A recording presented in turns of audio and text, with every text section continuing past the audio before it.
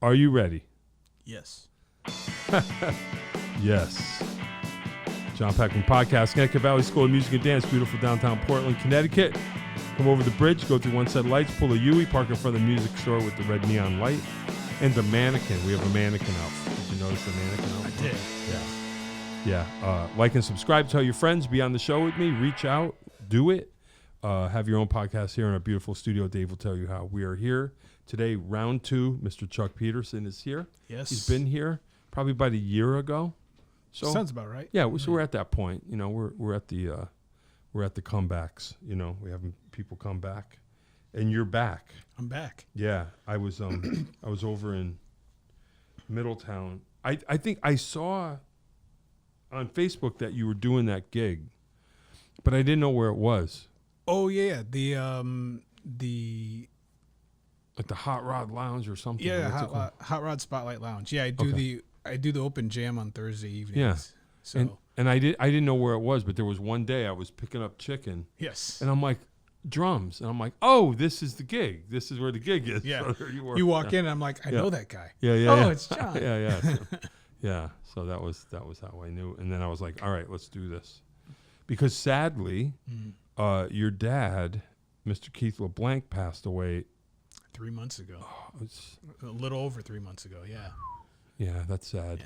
Yeah. And he's been on this show. He's been on twice. He right? was on. Well, you know. All right. So I think we'll have to get into that. We got to get into you first, but okay. But yeah, no, but real quick. So yeah, like Keith LeBlanc, I heard about him. I heard his name around. I had somewhat of an idea of who he was, and then I don't know. We connected, and I booked him here for the show, and he came, and he was just total sweetheart, like right from the bat, right from the first minute. Yeah. And I had so much fun, and as he's talking and we're doing the interview, I'm starting to realize more and more, like, wait a minute, he did all of this, and he's so chill about it. Yeah. That after the first interview, I went home and like did real research, which I should have done in the first place. And I just called him up and I go, you got to come on next week. We have to finish this up. And he's like, okay. Yeah. But I mean, It got him out of the house. yeah. Well, you know, that's cool. And then, I mean, I know it's not about me at all, but I felt like, you know, after that, I would just call him up every once in a while randomly. And I remember, you know, one time we talked for like 2 hours about nothing. You definitely have to. When he calls you definitely have to reserve time. Yeah. So that way, because he's so full of information, he's so full of knowledge. Yeah. You know, and that everything that he's taught me still resonates with me till this day. So. I just felt personally, the loss just because I felt like it was the beginning of a new friendship. Yeah. And then I was like, oh no, it's over. It's over. I can't imagine how you feel. I mean, I can't even imagine. We're just taking it one day at a time. It's all you can do. You know, I mean, we all have our moments of sadness. Father, so. Yeah, I'm sorry. Years ago, but yeah. But you know, as you know, you take it one day at a time. You have your ups, your downs, and you know, you just riding the waves of the emotions that come. That's it. You know, that's all you can do. Yeah. But yeah, no, he was a killer, absolutely killer. Oh yeah, definitely. Yeah. Well, why don't you tell us what you've been doing since, or give us a recap of your whole deal, and then we'll talk about your dad. So me, ta-da! I've I actually started playing drums around the age of 4. Wow. You know, so because of my dad, you know, I started playing drums, you know, at the age of 4. Played in the school band. Played in church. Where? Huh? Where? Oh, North Center in Southington. Okay. Which is now the Board of Education building. Oh, okay. It's no longer a school. Yeah. But so Southington area. Yeah, Southington area. Yep. And then you know, played in school throughout my school career. Played in church. You know, played at a bunch of different churches now. I do recording sessions for different people. I have my own band, The Adventures of Thaddeus Black. That's right. I play with Elliot Lewis from time to time, who's with Hall & Oates and was on the show Live from Daryl's House. Yeah. I actually got to play with the Sugar Hill House Band. Ooh, hey. You know, so that was cool, and that was an interesting story. And my dad, he goes, "You trying to steal my job?" Yeah, right. Skip called me, said you're fired. Oh no. So, but he was happy that I got to do that, and so I almost got to play with P-Funk. Wow. Almost. But things unfortunately didn't work out. They were trying to get me up there in Canada to do a show because my dad, he couldn't do it, so he called me. Yeah. And then I did some gigs with Saskia LaRue. If you're not familiar with who she is, she's a trumpeter. She's known as the Lady Miles of Europe. Oh wow. Yeah, it's really great stuff. And so when I did the gig, you know, I told my dad about the gig. He goes, "Why didn't you call me? I'm a fan." I was like, "All right, well, next time, next time I do a show with her, you come." So he came down, you know, played a show, and then she asked me to play with her a third time, but I couldn't do it because I had another gig going on. So I offered it to my dad since he was a fan. Yeah, right. "Oh, you can do-" But that's when he was not feeling well and he couldn't do it, you know. So, but I mean, that's just. You know, that's just me. You know, I do session work for a bunch of different people, and I did a session a couple of years ago for I forgot his name, but he was one of the many singers of the Drifters. You know, right, like sure, a ton sure, of singers. sure. Hollywood Lee Logan, that's his name. Oh, okay. Yeah. You know, did a cut for him, and so I've I'm trying to follow in my dad's footsteps, really. Yeah. So yeah, I hear that. Yeah, well, good luck. Yeah, I was amazed when I started getting more into it. And I kind of made playlists of a lot of stuff he played on. Oh yeah, or programmed or was involved in. It was like, oh, okay, yeah.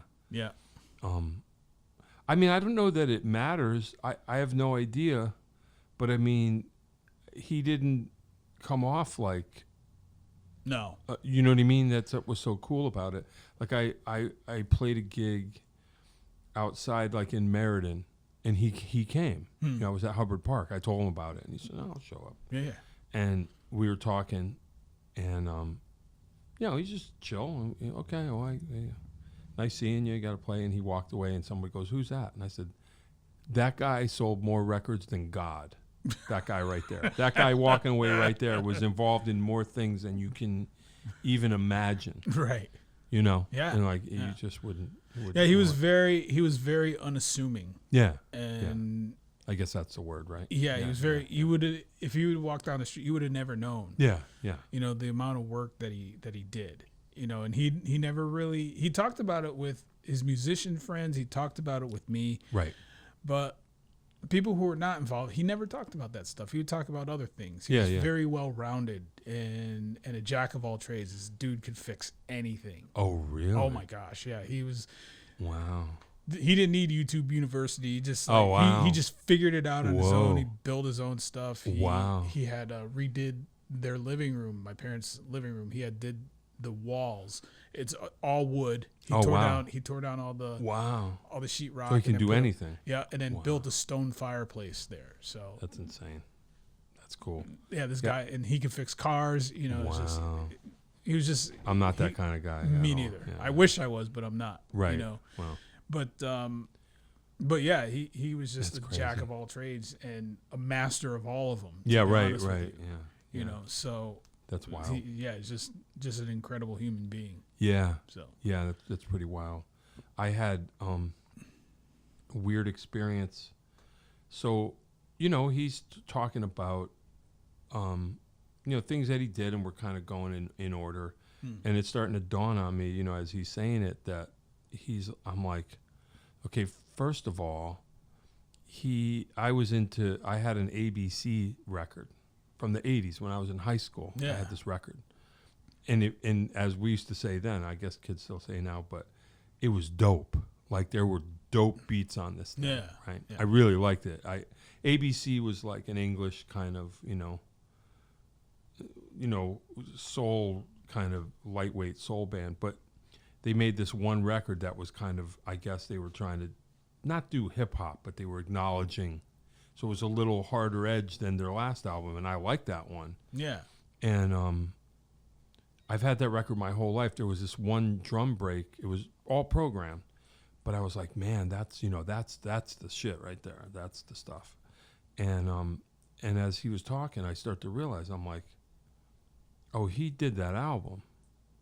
So I go home and pull out the exact record that I've had since high school, and there's his name. Yeah. And I've seen that name with my eyeballs before, but it didn't mean anything. Didn't register. Yeah, programmed by Keith LeBlanc, all the drums. He was like the member of, they didn't have a drummer, but he was the drummer. And I'm like, whoa. And the same thing with Pretty Hate Machine, 9 Inch Nails. Yeah. I'm like, he's telling me that, and I'm just like, wow. And then sure enough, I go home and pull out my old Pretty Hate Machine CD from back in the day. Yeah. Boom. And I'm like, I saw that name, and it didn't mean anything at the time. And then I actually did this for my wife. So, and then I'll stop talking about. But I made like the Keith LeBlanc playlist, of everything he was doing. And I was telling my wife this story. I said, this dude, because I showed her the podcast, and I go, that dude programmed Pretty Hate Machine. She's like, what? He produced it. Right. Yeah. And I said, and first of all, it's true, but I said, I'm gonna prove it to you.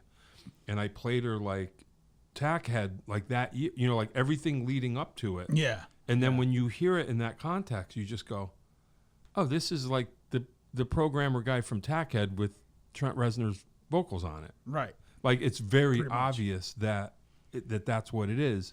And then when you realize the next album of 9 Inch Nails sounds nothing like that, you're just like, Head Like a Hole is Keith LeBlanc. That's him. Right.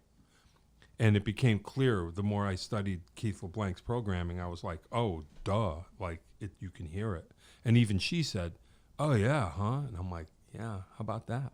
That's that guy. Yeah. And he's coming back next week, like. Yeah, anyway. he definitely had his own style, his own sound. Yeah. And that's something he's always encouraged me, to do, is like, find your own voice, you know.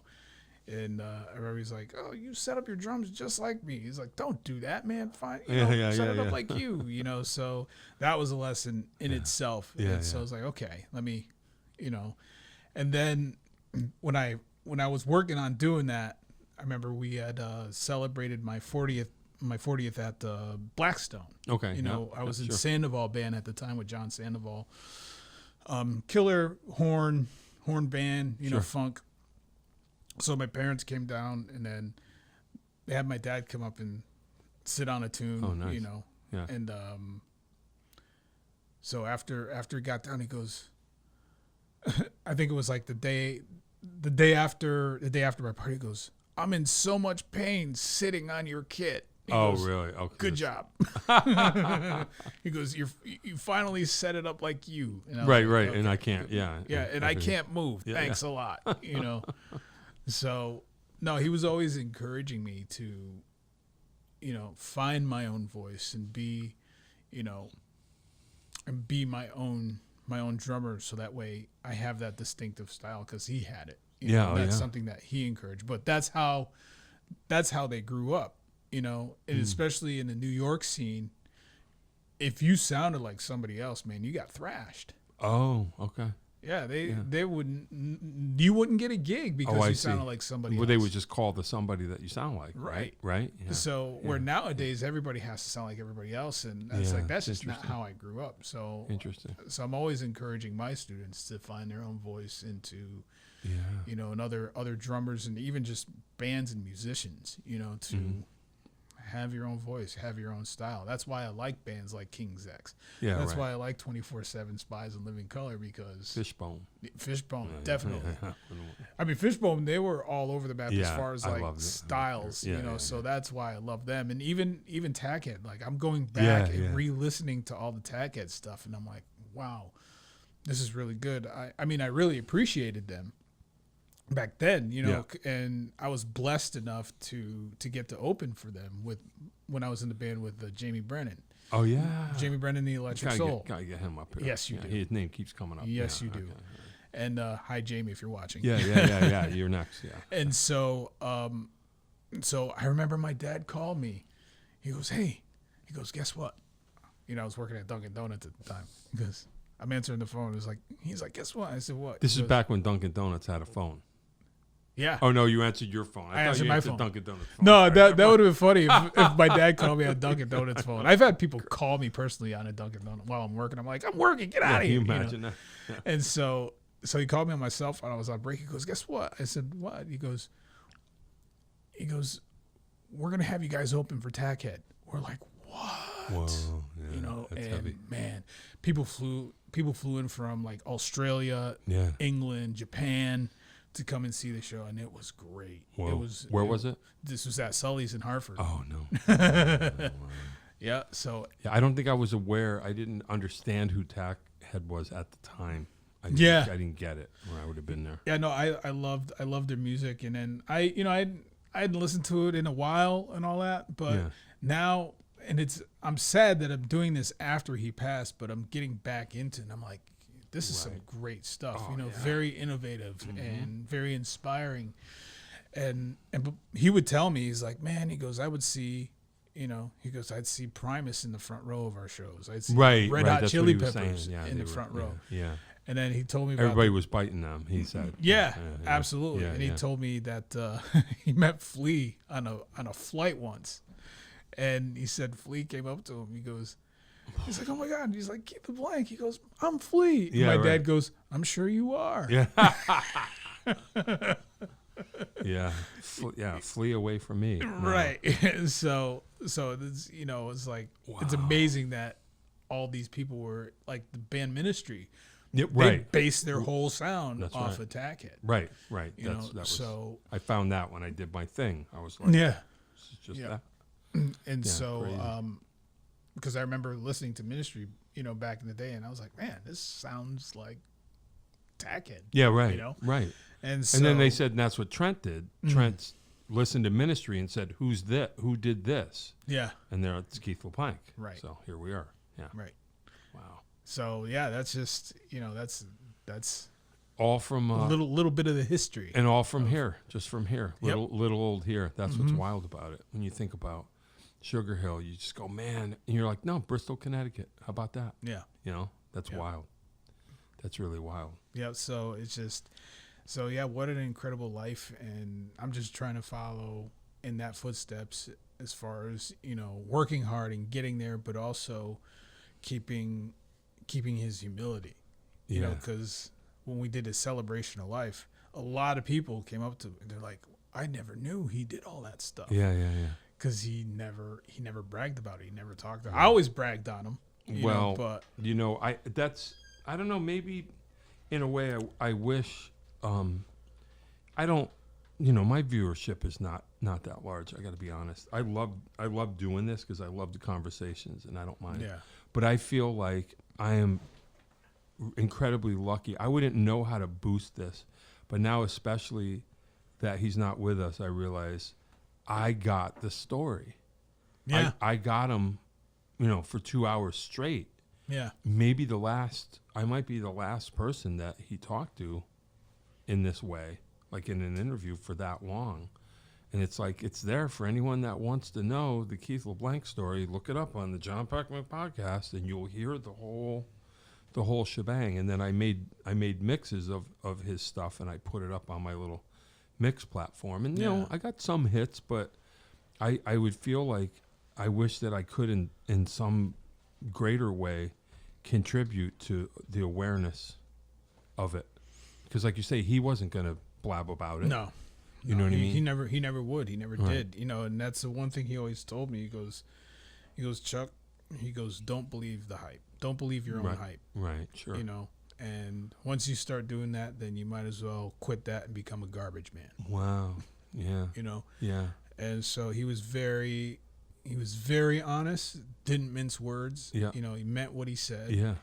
And that was very integral of him to do so, and I want to follow that integrity because he was that kind of guy, and just honest through and through, never lied, never, and so I'm sure, I'm sure he lied to my mother about some things a little bit, you know, like it's like, no, I broke this glass, but I'm not gonna tell her, you know. Yeah, we all do that. But no, but when it came to the big stuff, he was always honest. Hey, that's cool. Yeah, never minced words. Can't ask for more than that from a dad. I was lucky too. My dad was really cool, and I still, you know, like what would my dad do? You know, like in a situation. Yeah, you know, even when he was alive, I would do that. I was like, what would my dad do in this situation? Yeah. And thinking about what he would do got me out of a lot of trouble. Hey. You know, I'll never forget there's a friend of mine, she's from Scotland.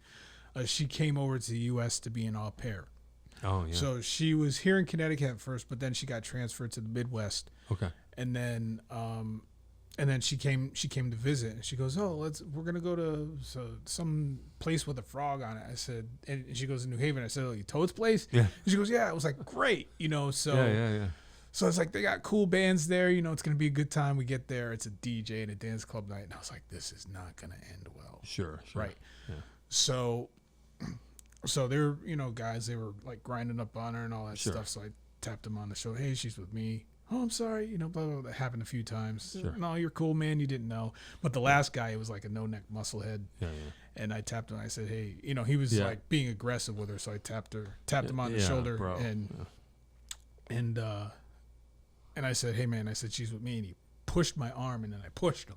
Ooh. Right? Not good. So he said to his friend, come on, let's go. As soon as he said that, I said, we got to go. Yeah. I said, we got to boogie. We got to get out of here. She's like, can I say goodbye to my friends? I'm like, nope. Call them on the phone. We got to get out of here. Yep. Right? She goes, what happened? I said, I will tell you when we're in the car and on the highway, we got to jet. You know, and so I told her, I said, he was going to get his boys to tune my ass up. Right? And so she didn't believe me. You know, and I thought the way my father would think. So we went to my parents' house the next day, and I told him the story. I told him what happened. And he goes, oh, man. He goes, Chuck, you did the right thing. Right. And I said, why do you think so? He goes, oh, because he was going to get his boys to whoop your ass. Yeah. You got to know. And her face was just like. Right. You know. Yeah. So. You got to know when. Right. So he taught me how to be aware of my surroundings before I was just completely oblivious. But now I'm very aware. Wow. You know, getting older and just being, okay. Cautious and not paranoid, but just cautious enough to and knowing when not to let your pride get the best of you and just go, you know what, I'm not going to win this one, let me just yeah I hear you. Yeah, well, that's cool. Good thing. Yeah. If you had a different dad, you might, like you say, you might have gotten tuned up. Yeah, definitely. I would have wound up in the hospital, you know. Ugh. So because I know those guys were looking for me, but you already we were gone. Yeah. So when we got on the highway, I told her what was up. Yeah. You know, so when I knew we were out of harm's way, it was like, no. Yeah, that's not it's not a good place, I guess, for that sort of thing. No, not at all. So. Yeah. Oh well. Yeah. So it's like, well, you know, it's like, okay. Yep. So I was thinking, okay, what my dad do? You know, like, we got to go. And it was more instinctual than, okay, let me think about this. Yeah. You know, it's just something that I know my dad would have done. Like, yeah. So. Yeah, it's killer. Yeah. When you talk about developing your own voice, how would you describe? I know it's hard to describe your own self, but what would you say that you are?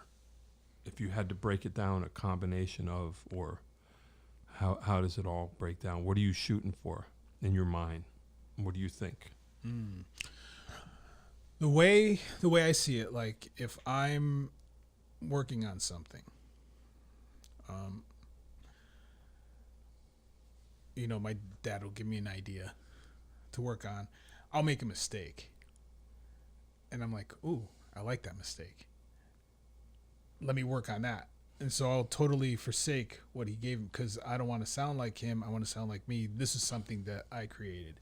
So let me work with that and see what I can do with that. Yep. You know, and just in my own, you know, my own playing, my own feel. Like I know I have a template of who I would like to sound like. Well, that's what I'm asking. But Yeah, okay. Keep going on your. So I always got told that I sounded like Buddy Miles. Oh, wow. Hey. You know, and That's cool. I know Buddy, you know, I never really paid attention to him. Yeah, you know, yeah, I knew he yeah. was with Hendrix, and Yeah, I listened to a lot of Hendrix stuff, but when people told me, I was like, let me go back and really listen and pay attention. Yeah. And I was like, oh, wow, they're right. Yeah, so right. I just kind of stuck with that because I didn't even know I sounded. And how would you characterize it? I know how I would, but It was, you know, just more that slinky, yeah, like just solid, yeah, you know, solid groove Yeah. feel. Yeah. You know, just yeah, yeah. Another great example. It's Your Thing, the drummer that played on that, Woody Woodson. Oh yeah, okay. And so that great track. Yeah. I love that vibe. Yeah, yeah. You know. Yeah. And so that would be kind of like the vibe that I'm going for. Mm-hmm. But how do I get it to sound like me? Mm-hmm. You know, how do I? And that's just to keep. I think if I could get philosophical here, Please. I think it's definitely something spiritual, you know, and if we constantly work on ourselves for the better, I think it's going to generate outward to other people. I was saying this to somebody the other day that I'm a Christian, so I say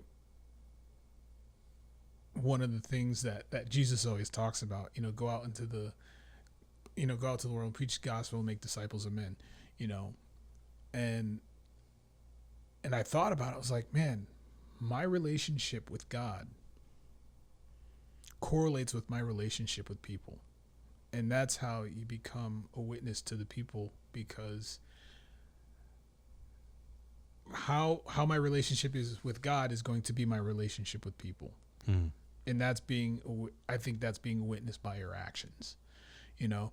So I kind of correlate that with music. You know, there's a lot of healing that I'm doing within myself. And that's I'm a very emotional guy. I'm a very emotional player. So for me, that healing, whatever I'm feeling inside, that's going to come out on the drums, and that's what gives me my individualistic style, if I have one. I don't know, you have to ask somebody else. But also, you know, just like drum setup, you know, my dad was very instrumental in how I set up my drums. And so from there, when the pandemic happened and the shutdown happened, I was like, you know what, let me take the time to really, really see what's comfortable for me on the drums. So I spent that whole year just reconfiguring my drums, figuring out what was comfortable with my body. So it's knowing, you got to know your body, not just physically but also spiritually. And I think that's going to help bring you to where you want to be as far as being an individualistic player. Right. So you're not limited by even the setup, even something as simple as the ergonomics of what you're trying to. So then the expression can be direct. Mm-hmm. Exactly, because like how I set up my drums is me. Yeah. How I hold my sticks, where the toms are positioned, where my bass drum and where my bass drum and my hi-hat pedals are situated, that's me. Wow. You know, and so with that's going to create this flow of who I am. Right. Instead of me setting up like my heroes, trying to sound like them. Right. Yeah. You're using their voice to express yourself. Right. And the one thing I figured out too is like, okay, I'm not going to sound like these people because one, their body type is different than mine. Their hand types are different than mine. I hate my hands. I feel like I have the hands of a 10-year-old. It's disgusting. Really? It's like, oh yeah, man, I have a hard time holding the sticks, but I had gotten a lesson from Chad Wackerman. Oh. And he actually really helped me with my hands. Oh, that's cool. You know? And so I'm able to hold the sticks the way, you know, and even though he taught me, even though I figured it out, I was like, oh, this feels better here.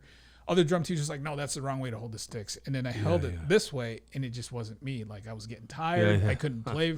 I'd be done after 45 minutes. But Chad was like, no, you can hold it here. You could hold the fulcrum here instead of here. Sure. Feels more comfortable for me to hold the stick here. Yeah, whatever. And then be able to. I do that. Not to interrupt. I do that all the time. I have these completely weird, if I'm not thinking, but I'm just trying to think about the sound I'm trying to draw out or the feel I'm trying to get. I have a couple of grips that are completely wrong. And I'll just sit down and I have to tell my kids, never hold your stick like this. Like, by the way, I'll just be like, just ignore it, because also I play I play 5A extreme, I play a longer stick. Yeah. So sometimes if I just pick up sticks that aren't long enough, I end up holding them way out here, and then I'm doing the finger, and I'm just like, don't do this. But I can, because I'm an adult. I can do I can do whatever I want. But it's just funny. I know what you mean. Like, if I don't think about the rules, I'll find myself holding the stick in all kinds of bizarre ways, and I'm like, oh, well, whatever. Yeah, and like for me, it was even right down to finding the right size stick for my fingers. Right. And I just recently got an endorsement with Innovative Percussion. Oh, cool. So I have a recording session at the end of September down in Nashville, and that's where their offices are. So they want me to come down and hang out. You're gonna get. And so I want to see if they can fit me for some. For some good, the Chuck Peterson, Yeah, man. Even though I'm not famous, but it'd be personally made for me. So I'll see if they, that's awesome. They can. I'll see if they can do that for me. That'd be great if they could. Why not? So, why not? Just so I could be more comfortable with how I'm playing, who I am, because again, I think it all correlates with who you are as a person. It comes out on the drums. Hopefully. Yeah. But people, I don't think a lot of people realize that. I think it's just, drumming is just something that I do. But I think it's like, well, you are your own individual person. Yeah. So. Well, you're giving them the window into yourself. Yeah. By what you're letting your insides out. Yeah. Complete open book. Yeah. I hear you. And so, which could be a good thing and a bad thing sometimes. Right.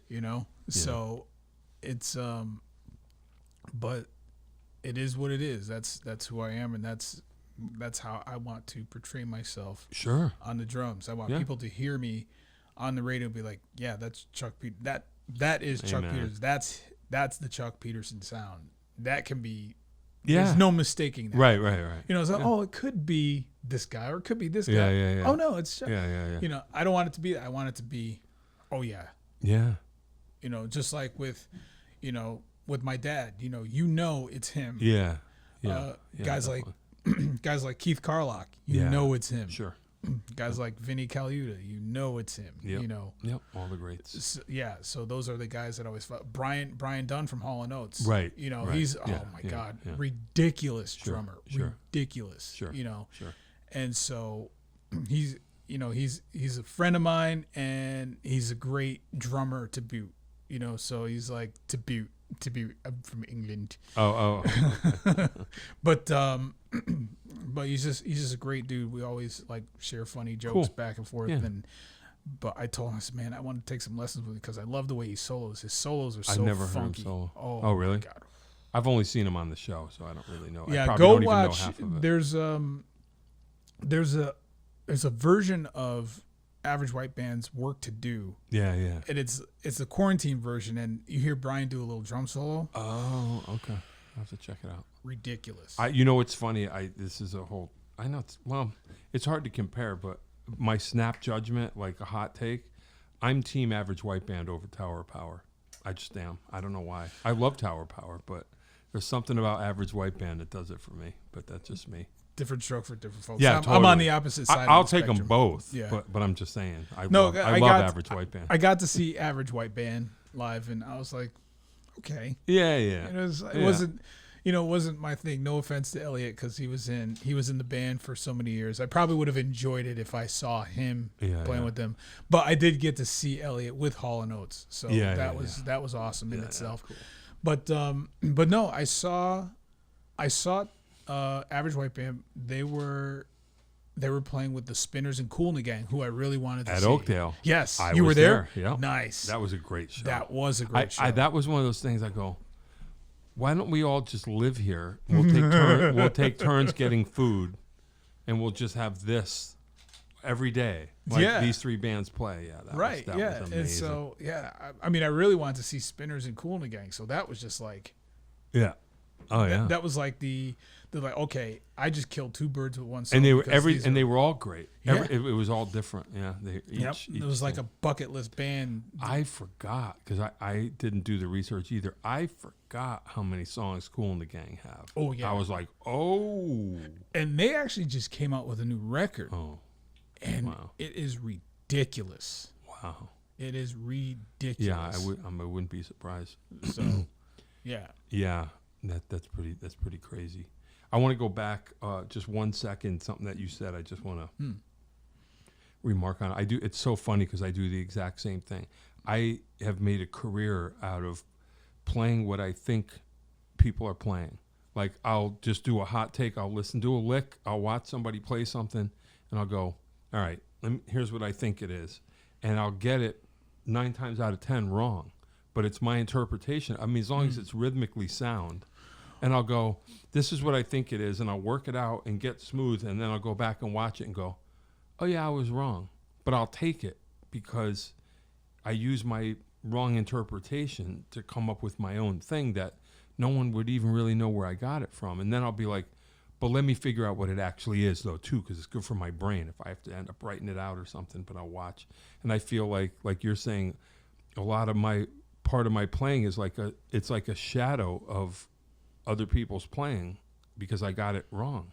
You know, I'll hear a Steve Gadd lick and go, is this what he's doing? And it won't be at all. Yeah. But no one knows what I was going for.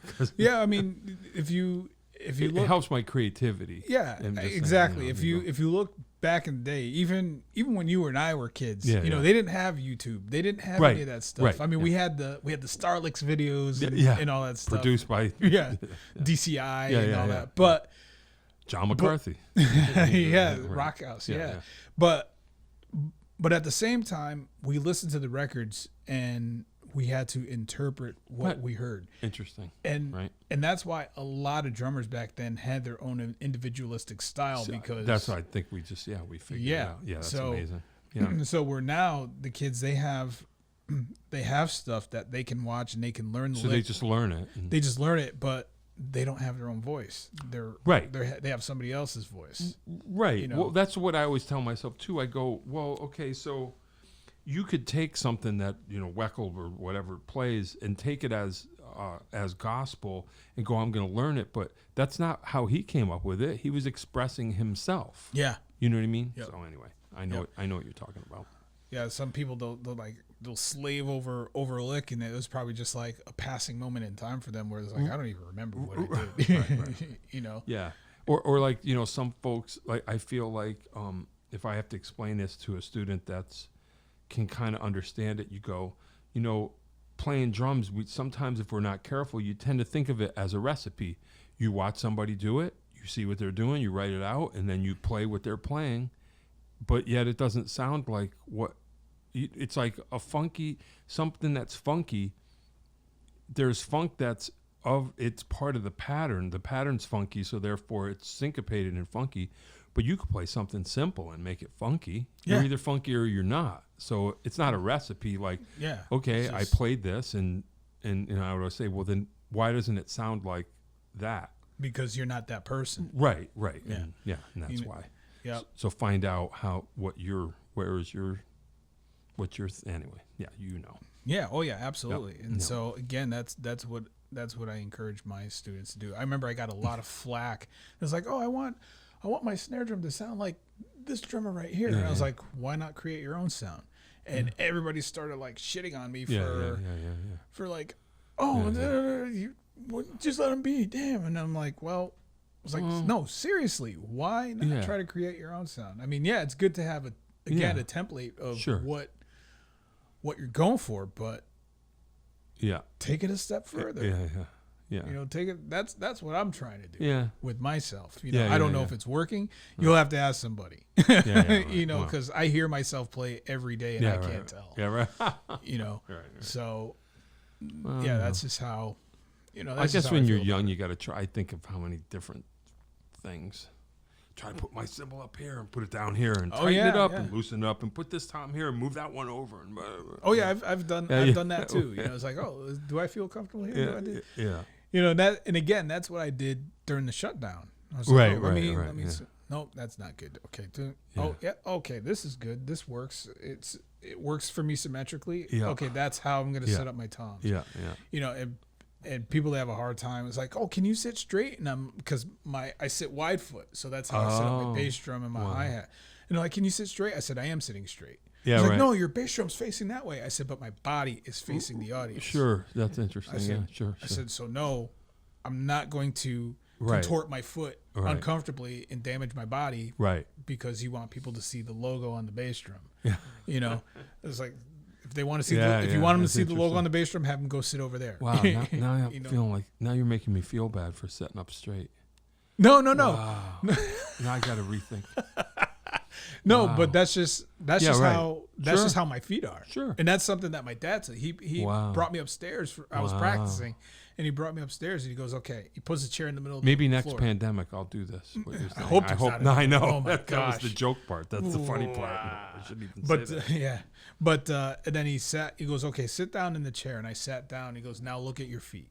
I look at. He goes, "That's how your bass drum and your hi hat should be." Wow. I was like, I should try that. So yeah. Wow. And see what you come up with. So that's what I do with all my students. Wow. And they're like, "Oh my gosh, this is more comfortable." You know, because you're not stretching your back when you have to reach for the floor tom.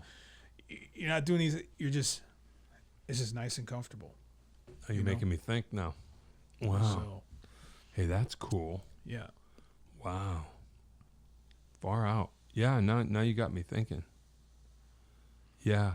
Or you could be like, you remember the days, Fish from Fishbone used to set up sideways. Yeah. And I remember there was a period where he completely backwards. Yeah, backwards. He'd be facing the wall, and the audience, wall. his back towards the audience. Yeah.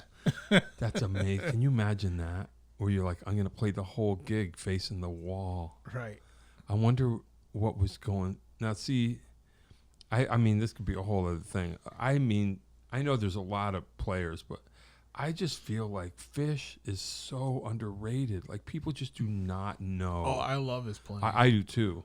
And I'm just like, you know, because I mean, I know not a lot of people know that band, but I'm just like, man, he's the best. Like, he's good at everything. Oh, yeah. And I'm just thinking, but no one would ever ask him. Like, I would love to just be like, dude, what was your thinking of facing the back wall? Like, you're playing to a packed house and you're like, I'm not, like, what is that? Are you focusing, or you just hate those dudes? You're like, what is going on? Right. Like, we'll never know. Yeah, I mean, like Amazing. his drumming on "Give a Monkey Your Brain" The best. is like, again, musically it's all over the map, and he hits it spot on.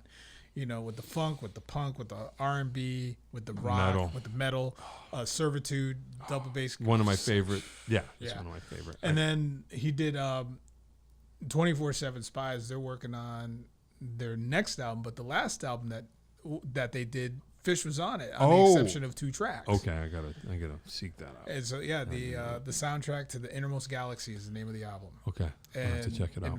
Fish's drumming on that is just insane. And my boy Tony Lewis, got to give it up to him. He did the last 2 tracks on that record, and incredible playing. Wow. And so I talked to Jimmy Hazel. They came to Hamden to do a gig, and so I said, Jimmy, I said, man, I said I'm a huge Spies fan. So it's like, I'd love to be on your next record, you know, on one track. He goes, we'll see, you know. And then then Jimmy called me the day after my dad passed, and so we were just, you know, shooting the breeze and all that, and so I said, is there any room for me on the record? He goes, no. He goes, Steve Jordan took your spot. I said, you know what? I'm not mad at that. I'm not mad at that whatsoever. It's like, if you got Steve Jordan, you know, to take my place per se. Good. Yeah.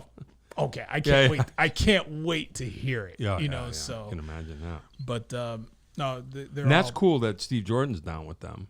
I was like, oh, okay, this is gonna be great because I think he's on one track, and then Tony's on a bunch of them. Tobias Ralph, another killer drummer, he's on a few tracks, so it's gonna be a plethora of drummers on that one record. Cool. So yeah, that's cool. Yeah, I'll have to listen to that one with Fish. Yeah, it's great. Yeah, absolutely great record. Yeah, I know. We talked about Give a Monkey a Brain. This is like it's a stupid conversation, but I think that this is like, I think Give a Monkey a Brain is their best album. I think so. Right? I think so. Yep. But no one would say that, but it is though. Yeah. Because as they're breaking up, everybody is doing their own style. So you listen to that record and it's like 5 different records. It's like Kendall is totally metal. Mm-hmm. And Angelo's still, he's doing his Angelo thing. Right. And then, Norwood's funking it up. Like everybody, they're still doing their thing. Yeah. Yeah. Anyway, people who don't know Fishbone have no idea what we're talking about. But and then I seen, what was it? They were doing a tribute to Bad Brains in New York. So that was Living Colour. Oh. Bad Brains went up. I don't remember who the first guys. I didn't recognize them, but Norwood was on bass for Bad Brains. Oh, they're doing all the reggae stuff, and then Living Colour did all the punk stuff. Right, and that's what it would take to be Bad Brains. You got to have right. Yeah. And then Corey Glover was hilarious, man. He's in the pit and he's stage diving. Yeah. And so I texted him the next morning. I said, how's your body feeling? But he didn't respond. Yeah, we're not kids anymore. We think we are, but we're not. Yeah. But wow. But yeah, no, that was such a great show. Wow. Such a great show. Yeah, I bet. Yeah, that sounds exciting. But yeah, to see Norwood on, because I think Fishbone was originally supposed to do it. Oh. But there's all kinds of static. But he's not. Norwood's not in Fishbone anymore. I know. So, but Norwood, he went on stage with Bad Brains. Wow. So it was cool to see that. Yeah, Okay. Yeah, that's out of sight. Yeah, that would be something. Where was that? That was it was in Brooklyn, the Brooklyn Bowl. Yeah. Yeah, that's heavy. Far out, man. That's pretty cool.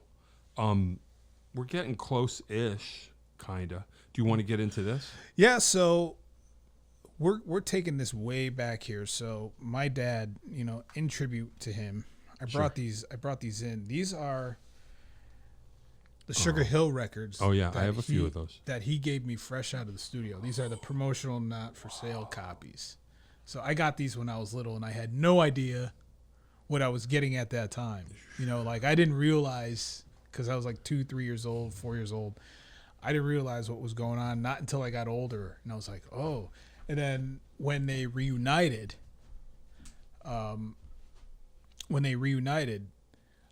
I had all the rappers on the exception of Big Hank. He was sick and he passed away. I got Wonder Mike to sign it. So Skip McDonald, Jamie's dad, he signed it. My dad signed it. He didn't sign this one. Did he sign this one? He might have signed the inside. But Doug Wimbish, he signed it. Yeah. Raheem signed. I got some of the rappers.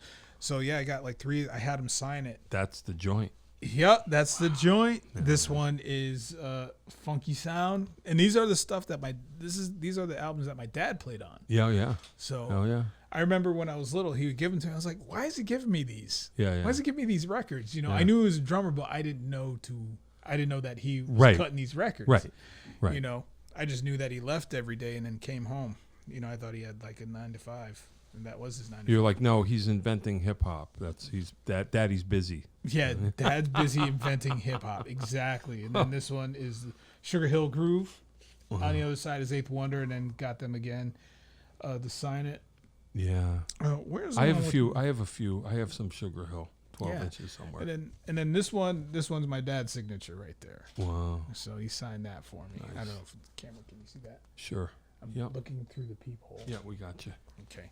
But yeah, so I just wanted to bring these in, that I got these when I was little. Somehow my aunt wound up with them. She took really good care of them, but But when I was going through a record collection, I was like, give me my records back. Yeah, yeah, you know? yeah. I mean, 1981. Yeah. You know? Crazy. 1980. Yeah, so the I got beginning. This, so I got this when I was 2. The beginning. Yeah. Yeah. That's crazy. And this one came out. This one's 1978. I was born that year, but they didn't know each other then. But my mom and dad didn't know each other then. But yeah, he gave me all this stuff. Crazy. You know. That's history. Yeah. Right there. And so it was funny because people are like, "Oh, you know, you should sell those. You should sell those on eBay." And I'm like, "No, I'm not gonna." No, that's your. Yeah. Yeah. I was like, if I ever have kids, you know, I want to pass it down to them. And then as soon as my dad got all the signatures, he goes, "Oh, you should sell those on eBay." And I'm like, "Really? No. You should make some good money." Well, I always look at it. I don't have anything like that, but I have some things, and I just go, someday when I need dialysis when I'm old or something, I'll sell them. But for now. So my dad, he gave me those, you know, fresh out the back when fresh meant fresh. Yeah, That's exactly. what it meant. Yeah. Exactly. Speaking of Cool in the Gang, it's Yeah. fresh. Yeah. But Crazy.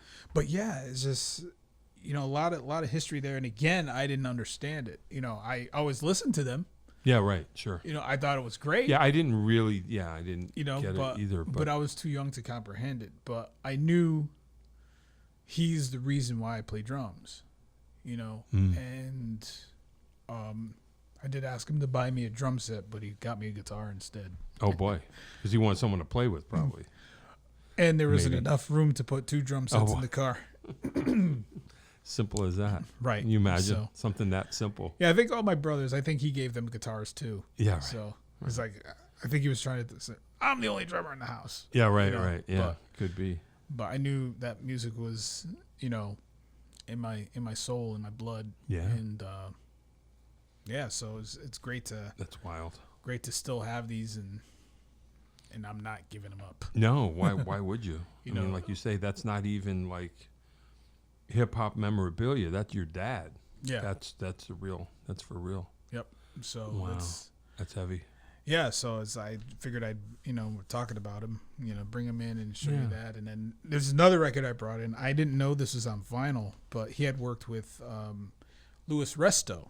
Okay. And Louis is Eminem's composer. Oh, okay. And Louis's stuff is, his stuff is like Steely Dan times 10. Oh, wow. You know, it's really great. So that's I was like, I took this for my dad's record collection, you know, after he passed. I was like, let me find some records that I want. Yeah. And then they got there he is. really nice pictures on the back. There he is right there. Yeah. Yeah. And Paul Nowinski, good friend of his, dear family friend. He's great. And then I got to meet Louis and his brother when they did a gig in New York. So that was a lot of fun to see that. And that's when I met, I forgot his name on saxophone. His name escapes me right now, but he's a Kid Rock's sax player. Oh, I don't know. I have to look at my phone. Yeah. Cool. But he's but no, that was great. Yeah. That was a great show. Like you hear the record and it's good, but you saw it when you saw it live, it was like yeah. And Paul was playing upright the whole time. Oh, nice. So it was like incredible. Yeah. Incredible. That's heavy. So yeah, cool. All right. Well, you know what else? We got like 7 minutes. Anything else you want to touch on? Yeah. So no, just trying to, like I said, trying to follow in my dad's footsteps, doing recording sessions for different people. So if you need drummers, call John or myself. Yeah. You know. Yeah. And we do session work. You know, I have my own band. Again, The Adventures of Thaddeus Black. We're trying to get ourselves out there. Yeah. And it's tough. It's tough being an original band because venues don't want us. Sure. You know, but we still want to make our mark. We still want to put our stamp on the world. We don't want to be a number 2 somebody else. We want to be a number 1 us. I know. And so whenever we're doing shows, man, come and check us out. We got some really cool. What's it like? If you could, I know it's hard to. Yeah, we are we are definitely influenced by Living Color because it's an all black rock group. We're definitely influenced by Living Color, 24/7 Spies, Fishbone, all those guys. But we're influenced by a bunch of different artists. Okay. So the cool so the cool thing about this band is it's a band of like session players. Okay. So we could play anything. Yeah. And we do. Like we'll get up on stage. We did a version of Head Over Heels by Tears for Fears with a horn section. Yeah. I got Billy Cobham's brother to play trumpet at a show that we did. And he also played on our first album. We have our first album that's out for release. Cool. The World We Live In. Got Corey Glover on that album. Nice. And then we're working on a second album, composing songs for the second record. So that's going along pretty good. Nice. And then trying to get some management and trying to get on 24/7 Spies label. There you go. They're interested in. They sound like they're interested in us. So hopefully that'll be good because they're the only ones. When I asked what the requirements to get signed, they said if we dig your music, we'll sign you. If we don't, we won't. Right. So I'm like, okay, that would be cool. That's cool enough. Yeah. So I'm like, yeah, these are the guys I want to go after, and right. I stay in touch with them and say hi and all right. that. So yeah, just really promoting, my band, The Adventures of Thaddeus Black, and trying to get us out there into the universe and the wide world. Yes, the universe. And we would love to open for the Foo Fighters one day. You hear that, Dave Grohl? Yeah. You hear that? We'd love to. Yeah, Dave Grohl, he watches this. Yeah, definitely. I'm sure he does. Yeah, absolutely. But yeah, no, it's just I'm in a band with a bunch of great guys, and the bass player is connected with my dad, and okay. I think him and Doug Wimbish went to school together. Okay. So it's like we got some killer musicians in that band. Cool. And then there's me. I gotta get up to their level. Well, but nothing wrong with that. No, not at all. It's good to try and keep up. That's the way I feel a lot of times too. You're just trying to, it's not a bad place to be. Absolutely. You know what I mean? Yep. All right. Well, I don't know if we did this before, but just give me 5 albums off the top of your head. Oh, we did do this. Yeah. So. And then I'll go back and compare and see if they changed at all. Well, because I'm listening more to my dad's stuff, there's a Tackhead Strange Things. Okay. That's a good album. Okay. There's an album with Robin Ford, Jimmy Haslip, and Vinnie Colaiuta, Jing Chi. Okay. Live at Yoshi's. Yeah, I don't know that one. That's a great album. Bet. Vinny does a killer solo in the last song. Yeah, I bet. My goodness. Yeah, right. There's so many albums running through my head. Give a Monkey a Brain. Yeah, Give a Monkey a Brain. I did mention that one. I was trying to stay away from that one, but yeah, Give a Monkey a Brain. Living Color, the latest album. Oh, okay. Cool.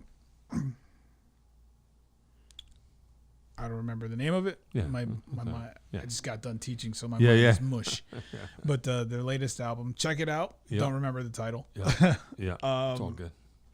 And I've been listening to Frank Zappa's Joe's Garage a lot. Oh, okay. So just going back to that album. Yeah. And just any Frank Zappa stuff really. Go back to that. Oh, to switch out one of them, I'll say Art Blakey and the Jazz Messengers, Buhana's Delight. Okay. Yeah, don't know that one. I'll check it out. Great album. Cool. All right. Well, I appreciate you coming by again. I'm sorry that it's a sad occasion ish. Yeah. I miss him. Yeah, I don't blame you. We all miss him. So. Yeah. Well, he'd be proud of you. So, he was proud of you, and he would be, and he is. Oh, I can see him. If I make a mistake, I was like, better practice. Yeah. Get your ass up and practice. Yeah. I can see that look on his face. I'm like, oh boy. Yeah. But it's a motivator. Yeah. Right. So like I haven't really practiced since he passed because I've been busy with family and friends. Yeah. We all have a great support system with all this going on. So I've been hanging out a lot with my friends and keeping in contact with my brothers, as opposed to checking on them once in the blue moon. Where actually I keep in contact with them every week. And then it's got to be. Yeah, and then one of my brothers came over for Father's Day, and we had cheeseburgers in my dad's honor because he loved cheeseburgers. Oh, really? And chocolate ice cream. That was Wow. Okay. That was his favorite, Wow. So it's heavy. And then so now I'm just starting to get back into practicing and being motivated to do so. And when it's been like 3 months, just like running around and just hanging with people and dealing with the loss and figure out where we're going to go from here, what to do and all that stuff. So it's tough, but we're getting through it. Yeah. No, I hear you, man. I hear you. Yep. I know. By the grace of God, we're getting through it. Yeah. No. A lot of tears and prayers and. Yep. So I know the feeling. Yeah. Yep. All right, we're gonna get on up out of here. On up. Thank you very much. Hey, thank you. I appreciate it, of course. All right. So Chuck Peterson, come back again. Yes, definitely. Yeah, for sure. All right. Well, hey. Wow, is that too loud? Maybe. Jon Peckman Podcast, Connecticut Valley School of Music and Dance, beautiful downtown Portland, Connecticut. Come over the bridge, pull a UE, park in front of the music store at the red neon light. Like and subscribe, tell your friends, be on the show with me, have your own podcast in our beautiful studio. Dave will tell you how. Chuck Peterson was here again. Thank you. Again, thank you. Thank you very much. I'll see you later, kids. That is all. Peace. If you'd like to start your own podcast, give us a call at Connecticut Valley School of Music and Dance. Our professionally designed podcast space is here for all your recording needs. Rent out our studio to do interviews with up to 4 people, to record audiobooks, social media content, and all other recorded material. Our rentals include a private studio along with our professional-grade podcasting equipment, and we can customize your output to whatever your needs are. We also have green screen capabilities, which will expand to video capability if you so wish. So check us out here at convalley.net/podcast.